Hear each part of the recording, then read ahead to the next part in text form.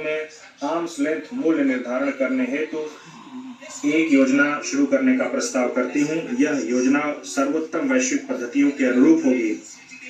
अंतर्राष्ट्रीय कराधान में विवादों को कम करने और निश्चितता को बनाए रखने की दृष्टि से सेफ हार्बर नियमों के दायरे को विस्तार किया जा रहा है।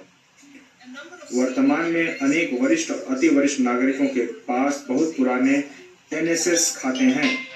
चूंकि ऐसे खातों पर अब कोई ब्याज देय नहीं है, अतः मैं 29 अगस्त 2024 को या उसके पश्चात व्यक्तियों द्वारा राष्ट्रीय बचत स्कीम को किए गए आहरण पर छूट प्रदान करने का प्रस्ताव करती हूँ। मैं एनपीएस वात्सल्य खातों के लिए भी ऐसी ही व्यवस्था का प्रस्ताव करती हूँ, जैसे कि समग्र सीमाओं के अध्ययन सामान्य एनपीएस खातों के लिए उपलब्ध है।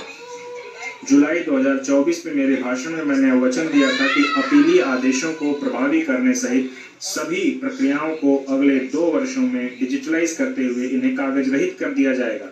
मुझे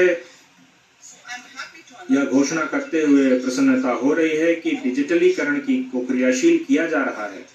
जुलाई 2024 में हम अपील में लंबित आयकर विवादों के समाधान के लिए विवाद से विश्वास स्कीम लेकर आए थे। इस स्कीम को बहुत अच्छी प्रतिक्रिया मिली और लगभग 33,000 करदाताओं ने अपने विवादों के समाधान के लिए इस स्कीम का लाभ उठाने का प्रस्ताव किया है। निवेश और रोजगार बढ़ाने के लिए मेरे पास कुछ प्रस्ताव हैं।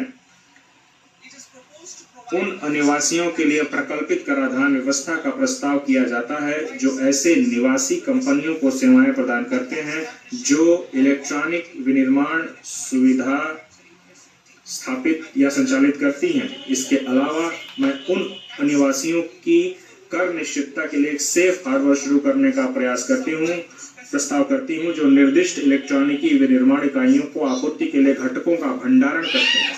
वर्तमान में टन भार कर स्कीम केवल समुद्र में जाने वाले जहाजों के लिए उपलब्ध है।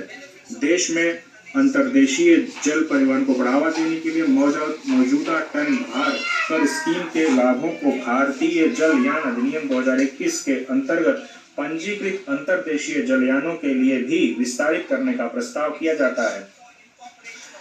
हम भारतीय स्टार्टअप को सहायता जारी रख रहे हैं। मैं 5 वर्षों तक निगमन की अवधि का विस्तार करने का प्रस्ताव करती हूँ ताकि स्टार्टअप को उपलब्ध लाभों को 1/4/2030 से पहले निगमित होने वाले स्टार्टअप को प्रदान किया जा सके। आईएफएससी में अतिरिक्त कार्यकलापों को आकर्षित और प्रोत्साहित करने के लिए मैं अन्य बातों के साथ साथ आईएफएससी में स्थापित जलयान लीजिंग इकाइयों, बीमा कार्यालयों, वैश्विक कंपनियों के ट्रेजरी केंद्रों के लिए विशिष्ट लाभों अर्थात विशिष्ट दर आय जैसे पूंजीगत लाभ को छोड़कर 1 लाख प्रति माह की औसत आय पर कोई आयकर देय नहीं होगा।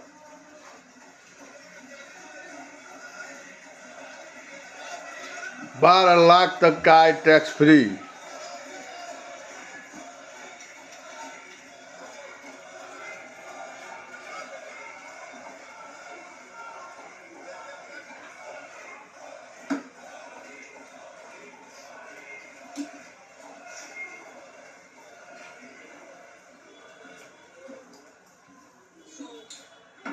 अतः 1 लाख अर्थात विशिष्ट आय दर जैसे पूंजीगत लाभ को छोड़कर नए व्यवस्था में यह जो लिमिट है वो 12.75 लाख की होगी वेतनभोगी करदाताओं के लिए, जो कि वर्तमान में 75,000 की मानक कटौती के कारण है। सभी करदाताओं को लाभान्वित करने के लिए सभी श्रेणियों में कर लैब और दरों में परिवर्तन किए जा रहे हैं। यह नई संरचना मध्य वर्ग के करों को काफी कम करेगी और घरेलू उपभोग, बचत और निवेश को बढ़ावा देने के लिए उनके पास अधिक धनराशि उपलब्ध होगी। मैं नई कर व्यवस्था में निम्नानुसार कर दर संरचना को संशोधित करने का प्रस्ताव करती हूँ। 0 से 4 लाख रुपए 0, 4 से 8 लाख रुपए 5%, 8 से 12 लाख रुपए 10%, 10 से 12 लाख रुपए 15%, 16 से 20 लाख रुपए 20%, 20 से 24 लाख रुपए 25%, 24 लाख रुपए से अधिक 30%, 12 लाख 12 लाख तक की आय वाले करदाताओं के लिए विशिष्ट आय दर को छोड़कर, जैसे कैपिटल गेन स्लैब, मैं फिर से पढ़ती हूँ, 12 लाख तक की आय वाले करदाताओं के लिए विशिष्ट आय दर को छोड़कर, जैसे कैपिटल गेन, जो स्लैब दर में कटौती के कारण होने वाले लाभ के अलावा कर में छूट इस ढंग से प्रदान की जा रही है कि उनके द्वारा कर का कोई भुगतान नहीं किया जाएगा। आय के विभिन्न दरों में स्लैब दर संबंधी परिवर्तनों और छूट के कुल कर लाभ को उदाहरणों के साथ दर्शाया जा सकता है। नई कर व्यवस्था में 12 लाख की आय वाले करदाता को कर में 80,000 रुपए का लाभ होगा, जो कि पुरानी कर दरों के अनुसार उसके देय कर का 100% होगा।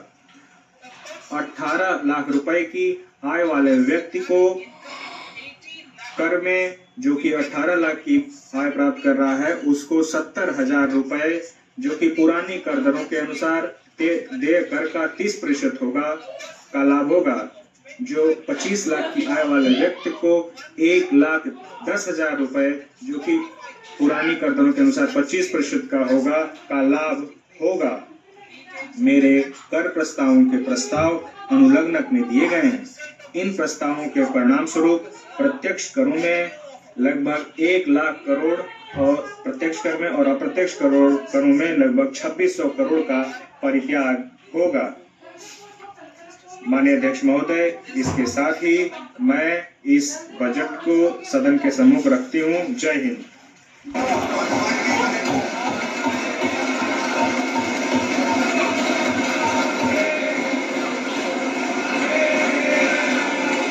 Item number